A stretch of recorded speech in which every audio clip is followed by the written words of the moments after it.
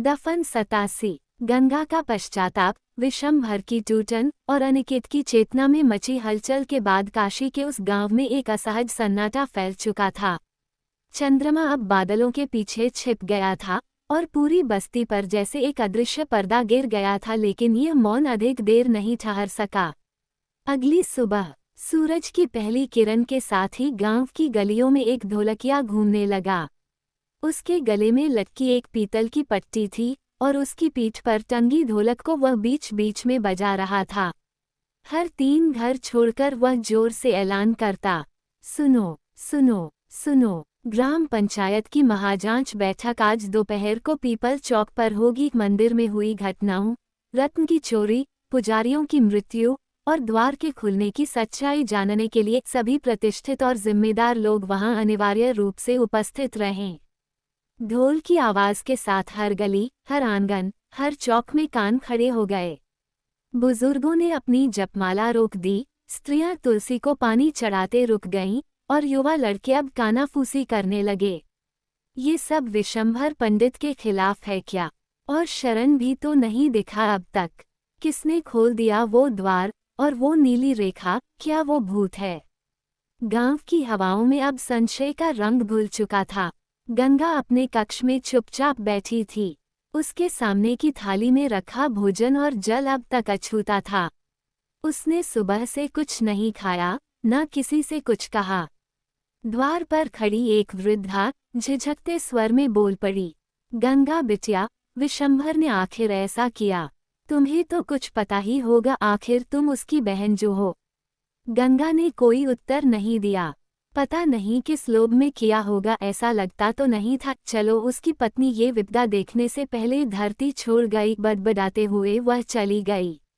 उधर विशंभर महादेव पंडित वो आंगन में अकेले बैठे थे, जैसे किसी तूफान के पूर्व की शांति। उनकी आंखें अब भी बीती रात के संवाद में उलझी थीं। अब ये समाज मुझसे उत्तर मांगेगा। उन्होंने माथे पर चंदन लगाया, श्वेत वस्त्र और लकड़ी की लाठी उठाई, लेकिन आज उनकी चाल में साधु की स्थिरता नहीं, एक अभियुक्त की तैयारी थी। पीपल चौक पर दोपहर से पहले ही भीड़ इकट्ठा होने लगी थी। पुराना सभा मंच आज किसी युद्धभूमि सा लग रहा था। सरपंच अपनी गद्दी पर बैठा था, बगल में गांव के 5 पंच, मंदिर के मुख्य पुजारी और गुप्त सुरक्षा दल के 2 जवान।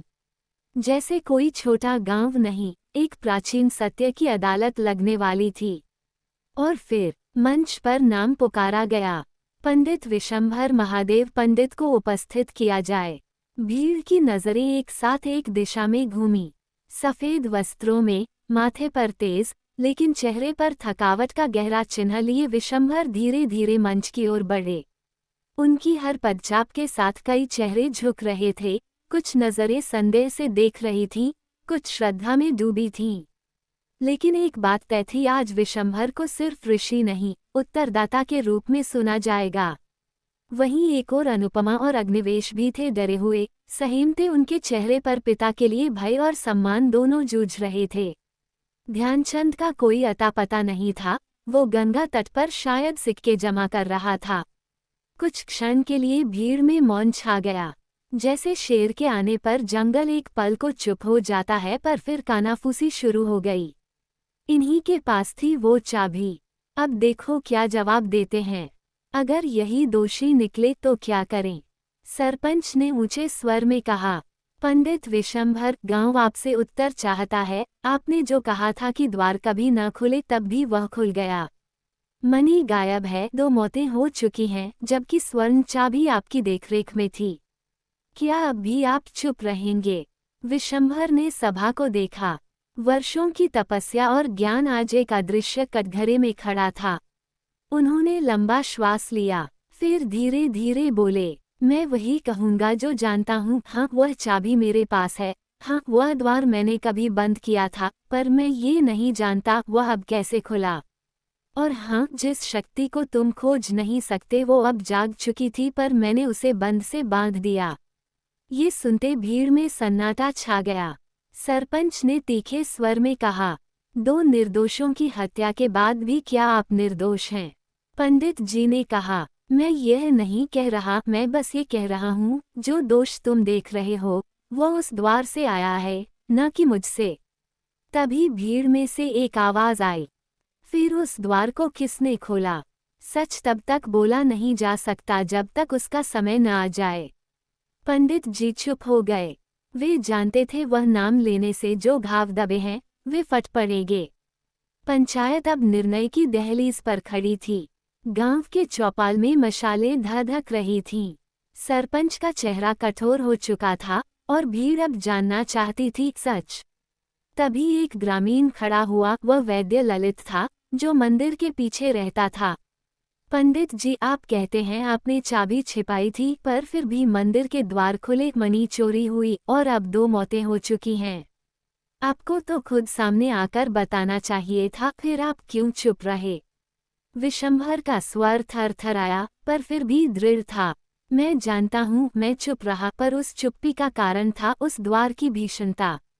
भीड़ में से कोई चिल्लाया, तो नाम बताए, किसने चुराई चाबी, किसने खोला द्वार? सरपंच की कठोर आवाज पूरे सभा चौक में गूंज उठी थी। चुप्पी अब अपराध मानी जा रही थी और सबकी नजर एक ही व्यक्ति पर टिकी थी, विशंभर महादेव पंडित पर। वो वहीं खड़े थे, सिर झुका हुआ, पीठ सीधी, पर चेहरा जैसे एक अनकहे तूफान में फंसा हुआ। उनके होंठ कुछ कहने को हिले लेकिन फिर ठिठक गए। मंच पर बैठे पंचायत प्रमुख ने फिर पूछा, पंडित जी, आप तो ऋषि हैं, आपका हर मंत्र सत्य होता है, तो क्या आज आप मौन रहेंगे? भीड़ में फुसफुसाहटें तेज हो गईं। शायद सच वही है जो हम सोच रहे हैं। अगर निर्दोष होते तो बोलते। इतनी बड़ी बात हुई है, अब चुप रहना भी गुनाह है। और उस समय विशंभर महादेव के भीतर एक युद्ध चल रहा था।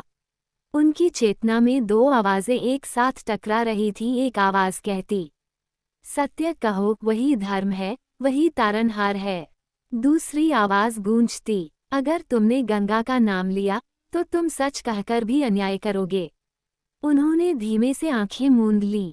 वो जानते थे कि गंगा ने कुंजी बनाई, गंगा ने चुपचाप शरण को वो मंत्र दिए, लेकिन वो ये भी जानते थे, अगर मैं आज ये कह दूं कि एक निराश्रित त्यक्त स्त्री ने भूल की है, तो कल से कोई भी उस जैसी स्त्री को आश्रय देने से पहले 100 बार सोचेगा।